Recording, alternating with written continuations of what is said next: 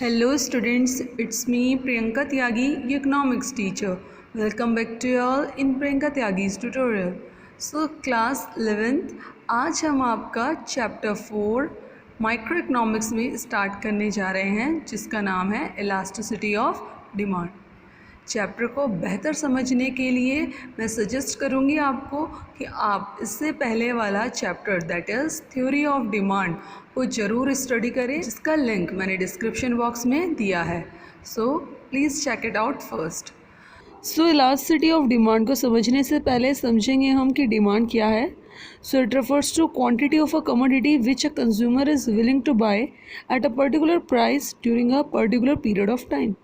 सो demand यानी कि जब कोई कंज्यूमर किसी भी कमोडिटी की पर्टिकुलर प्राइस पे किसी पर्टिकुलर क्वांटिटी को ख़रीदना चाहता है तो that is demand. In simple words, जब कोई भी कंज्यूमर किसी मार्केट से किसी कमोडिटी की पर्टिकुलर क्वांटिटी को ख़रीद रहा है किसी पर्टिकुलर प्राइस पे तो दैट इज़ डिमांड। अब समझेंगे इलास्टिसिटी ऑफ डिमांड क्या है आखिर। So it is defined as percentage change in the quantity demanded of a good to the percentage change in the factor affecting it. तो elasticity of demand क्या है, यानी कि किसी भी गुड की डिमांड में फ़र्क आना, कुछ परसेंटेज से किसी भी गुड की डिमांड में फ़र्क आना, किस कारण से? Due to the factor affecting it. जो भी फैक्टर उसकी डिमांड को अफेक्ट करते हैं उनके कारण किसी भी गुड की डिमांड में फ़र्क आना is called elasticity of demand. यानी कि क्या क्या फैक्टर थे वो? Income of consumer, price of related goods, price of a good. इन सारे फैक्टर्स के कारण जब कुछ परसेंटेज में चेंज आता है डिमांड की, डिमांड कम या ज़्यादा हो जाती है, श्रिंक या एक्सटेंड हो जाती है, तो उसी को हम कहते हैं elasticity of demand. In short elasticity of demand यानी कि डिमांड के कुछ फैक्टर्स के कारण डिमांड में चेंज आना is elasticity of demand. Next देखेंगे हम types of elasticity of demand. तो elasticity of demand is of 3 types: price elasticity of demand, income elasticity of demand, cross elasticity of demand. Course में आपका केवल एक type है इसका, that is price elasticity of demand, जिसको हम focus करेंगे। तो प्राइस इलास्टिसिटी ऑफ डिमांड है क्या, पहले वो समझते हैं। तो it is defined as percentage change in quantity demanded of a good to the percentage change in its price. तो प्राइस इलास्टिसिटी ऑफ डिमांड यानी कि किसी भी गुड की डिमांड में चेंज आना, कितना भी परसेंट वो चेंजेस आ सकते हैं, किसी भी गुड की क्वांटिटी में चेंज आना, उसकी क्वांटिटी डिमांडेड में चेंज आना बिकॉज ऑफ प्राइस, उसके प्राइस के कारण उसकी डिमांड में जब चेंज आएगा तो that is price elasticity of demand. तो यहाँ पर हम एग्जांपल लेंगे, जैसे मान लीजिए हम चीनी का कंजप्शन करते हैं और अगर चीनी के प्राइस पहले 40 थे, अब उससे कम हो गए 30 हो गए, तो जब प्राइस कम होंगे तो उसकी डिमांड एकदम बढ़ जाएगी, इलास्टिक हो जाएगी। बट अगर उसके प्राइस 40 से 50 हो गए तो वहाँ पर उसकी डिमांड क्या हो जाएगी, कम हो जाएगी। प्राइस बढ़ने पे डिमांड कम हो जाएगी और प्राइस घटने पे डिमांड बढ़ जाएगी। तो इसी को कहते हैं इलास्टिसिटी ऑफ डिमांड। जब प्राइस के कारण डिमांड में चेंजेस आते हैं तो that is price elasticity of demand. इसको मेज़र करने का फॉर्मूला है dealt Q upon dealt P into P upon Q, यानी कि change in quantity demanded upon change in price into price upon quantity. और हम या ये भी कह सकते हैं percentage change in quantity demanded upon percentage change in price. Numericals हम इसके अगले वीडियो में देखेंगे। पहले हम समझते हैं कि क्या क्या फैक्टर हैं जो प्राइस इलास्टिसिटी ऑफ डिमांड को अफेक्ट करते हैं, कैसे अफेक्ट होती है किसी भी गुड की प्राइस इलास्टिसिटी। तो इसमें पहला है availability of close substitute. A good having close substitute will have elastic demand and a good with no close substitute will have inelastic demand। अब देखिए, अगर किसी गुड का क्लोज सब्स्टिट्यूट अवेलेबल है, यानी कि उसके बदला अगर हम किसी दूसरे गुड को यूज़ कर सकते हैं, ऑप्शन अवेलेबल अगर हमारे पास है, तो इस तरह के गुड की होगी इलास्टिक डिमांड। इलास्टिक डिमांड यानी कि उसकी डिमांड में चेंजेस आ सकते हैं। बट अगर किसी गुड का कोई क्लोज सब्स्टिट्यूट अवेलेबल ही नहीं है, उसके बदला हम दूसरी चीज़ यूज़ कर ही नहीं सकते, तो उसकी डिमांड में भी चेंजेस नहीं आ सकते। जैसे हम देख सकते हैं कि जो नमक है उसका सब्स्टिट्यूट अवेलेबल ही नहीं है, तो उसके केस में डिमांड क्या हो जाएगी, इनइलास्टिक हो जाएगी, उसकी डिमांड चेंज ही नहीं हो सकती, प्राइस चाहे कितना भी ज़्यादा हो कितना भी कम हो। बट वहीं अगर कोई हम normal pen, cold drink, car ये सब देखें तो इन सभी के गुड्स के सब्स्टिट्यूट अवेलेबल हैं, जिसमें क्या होगा कि अगर इनकी प्राइस में चेंजेस आएंगे तो इनकी डिमांड भी इलास्टिक होगी, यानी कि इनकी डिमांड में भी चेंजेस आ, तो यानी कि अगर क्लोज सब्स्टिट्यूट अवेलेबल है तो वहाँ पर क्या होगा, इलास्टिक डिमांड, और अगर सब्स्टिट्यूट नहीं है तो इनइलास्टिक डिमांड।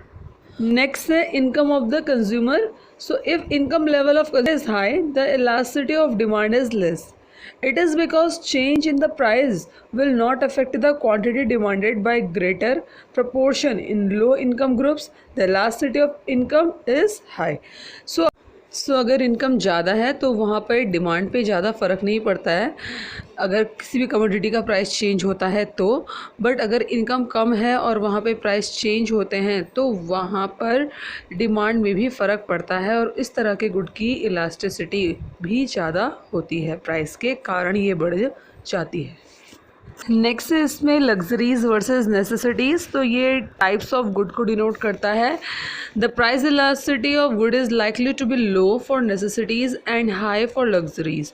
तो जो प्राइस इलास्टिसिटी होती है किसी भी गुड की, तो नेसेसिटीज़ अगर गुड वो है तो उसकी इलास्टिसिटी कम होगी, पर अगर लग्जरीज गुड है तो उसकी इलास्टिसिटी हाई होगी। नेसेसिटीज़ गुड क्योंकि हमारे लिए बहुत ज़रूरी होते हैं, तो उसके प्राइस बढ़ने पे या कम होने पे हम उसके कंजप्शन को डिले नहीं कर सकते, इसलिए इसकी इलास्टिसिटी भी लो होती है। बट जो लग्जरीज गुड होते हैं इनका हम कंजप्शन डिले कर सकते हैं अगर इसके प्राइस में बढ़ोतरी होती है या इसके प्राइस अगर कम होते हैं तो हम इसको ईजिली परचेज़ कर लेते हैं। तो नेसेसिटीज़ गुड के केस में ये क्या होगा, आपकी लो इलास्टिसिटी रहेगी, और लग्जरीज़ के केस में ये क्या होगा, आपकी हाई इलास्टिसिटी रहेगी। नेक्स्ट है हमारा proportion of total expenditure is spent on the product. Higher the cost of the good relative to the product income of the consumer, more will be the price elasticity of demand. तो proportion of total expenditure यानी कि हमारी income का कितना part हम उस particular good के लिए खर्च कर रहे हैं। इनकम का ज़्यादा पार्ट उस पर्टिकुलर गुड के लिए खर्च हो रहा है तो वहाँ पर उस प्रोडक्ट की डिमांड होगी इलास्टिक। बट इनकम का अगर बहुत थोड़ा पार्ट उस प्रोडक्ट के लिए खर्च हो रहा है तो वहाँ पर उसकी डिमांड होगी इन इलास्टिक। जैसे मान लीजिए अगर हम पेंसिल में, माचिस में, छोटे में अपनी इनकम का पार्ट खर्च कर रहे हैं, तो इनका अगर थोड़ा प्राइस बढ़ भी जाए तो उससे इफ़ेक्ट नहीं पड़ेगा, तो हम उसको अफोर्ड कर सकते हैं। तो इनकी इसलिए होगी इन इलास्टिक डिमांड। पर इनकम का बड़ा प्रोपोर्शन अगर खर्च हो रहा है किसी प्रोडक्ट के लिए, जैसे अगर हम कपड़ों पे खर्च कर रहे हैं मंथली, तो अगर उसका प्रोपोर्शन क्या है हमारी इनकम में ज़्यादा है तो इसके प्राइस बढ़ने में इफ़ेक्ट पड़ेगा। So that is next हम देखेंगे number of uses of the commodity. The more the number of the uses a commodity can be put to, the more elastic is the demand. अब किसी commodity के number of uses अगर ज़्यादा हैं तो उस commodity की डिमांड होगी elastic. बट अगर किसी commodity के number of uses ज़्यादा नहीं है, कम है, तो उस commodity की डिमांड होगी less elastic. जैसे कि दूध है, it can be put to many uses, तो इसकी जो number of uses ज़्यादा है इसलिए इसकी इलास्टिक डिमांड होगी।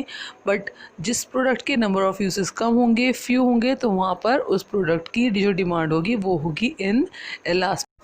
Next in the last one, period.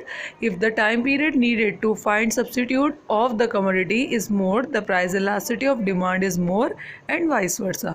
So अगर किसी भी commodity का substitute find करने के लिए हमारे पास time period enough है तो उसकी elasticity more होगी, यानी कि प्राइस इलास्टिसिटी उसकी ज़्यादा होगी। बट अगर हमारे पास टाइम पीरियड कम है तो वहाँ पर प्राइस इलास्टिसिटी कम होगी। So that was all for today, now it's time to revise. So आज हमने स्टार्ट किया अपना 4th चैप्टर माइक्रो इकोनॉमिक्स में, that is elasticity of demand.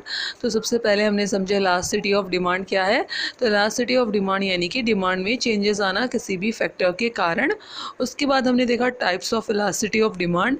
तो 3 टाइप्स होते हैं इलास्टिसिटी ऑफ डिमांड के। पहला, जब डिमांड आपकी इफ़ेक्ट हो रही है प्राइस से, दूसरा जब डिमांड आपकी इफ़ेक्टेड हो रही है इनकम से, और तीसरा जब आपकी डिमांड इफ़ेक्ट हो रही है रिलेटेड गुड्स के प्राइस से।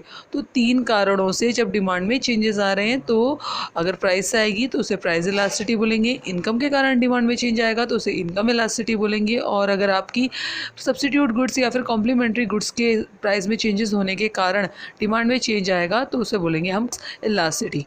कोर्स में हमारा केवल प्राइस इलास्टिसिटी है तो हम उसको फोकस करेंगे। हमने उसका फॉर्मूला देखा था उसके बाद, तो फॉर्मूला था आपका percentage change in quantity demanded upon percentage change in price. उसके बाद हमने देखे थे कुछ फैक्टर्स जो आपकी प्राइस इलास्टिसिटी ऑफ डिमांड को इफेक्ट करते हैं, जिसमें पहला था आपका अवेलेबिलिटी ऑफ क्लोज सब्स्टिट्यूट। सो अगर क्लोज सब्स्टिट्यूट अवेलेबल है तो वहाँ पर आपकी डिमांड होगी इलास्टिक, पर अगर सब्स्टिट्यूट अवेलेबल नहीं है तो होगी इन इलास्टिक। सो दूसरा हम देखेंगे इनकम ऑफ द कंज्यूमर। सो अगर इनकम ज़्यादा है तो वहाँ पर इलास्टिसिटी कम होगी, पर इनकम अगर कम है तो वहाँ पर इलास्टिसिटी ज़्यादा होगी। नेक्स्ट था लग्जरीज वर्सेस नेसेसिटीज़। तो लग्जरीज गुड्स अगर होगा तो वहाँ पर उसकी जो डिमांड होगी वो आपकी होगी इलास्टिक, पर अगर नेसेसिटी गुड है तो वहाँ पर होगी उसकी इनइलास्टिक, क्योंकि नेसेसिटी के कंजप्शन को हम डिले नहीं कर सकते हैं बट लग्जरी के कंजप्शन में हम चेंजेस कर सकते हैं। नेक्स्ट है proportion of total expenditure spend on the product, कि कितना प्रोपोर्शन हम स्पेंड कर रहे हैं उस प्रोडक्ट के लिए। अगर हमारा एक्सपेंडिचर है इनकम से वो ज़्यादा है प्रोडक्ट के लिए तो वहाँ पर होगी उसकी मोर इलास्टिक डिमांड, बट अगर हमारा बहुत छोटा प्रोपोर्शन है इनकम से उस प्रोडक्ट के लिए खर्च होने वाला तो वहाँ पर उसके लिए होगी इनइलास्टिक डिमांड। नेक्स्ट है number of usage of the commodity. तो कितना यूसेज उस कमोडिटी का हो रहा है, तो अगर नंबर ऑफ़ यूसेज कमोडिटी के ज़्यादा होंगे तो वहाँ पर होगी मोर इलास्टिक डिमांड, पर अगर नंबर ऑफ़ यूसेज कम है तो उसके लिए होगी less elastic demand. And the last one time period. Time period अगर इनफ है सब्स्टिट्यूट फाइंड करने के लिए कमोडिटी का तो वहाँ पर होगी आपकी इलास्टिक डिमांड, बट अगर टाइम पीरियड नहीं है सब्स्टिट्यूट फाइंड करने के लिए तो वहाँ पर होगी inelastic demand. So that was all for today. Thank you and please do like share and subscribe to my channel if you do like my videos. Thank you.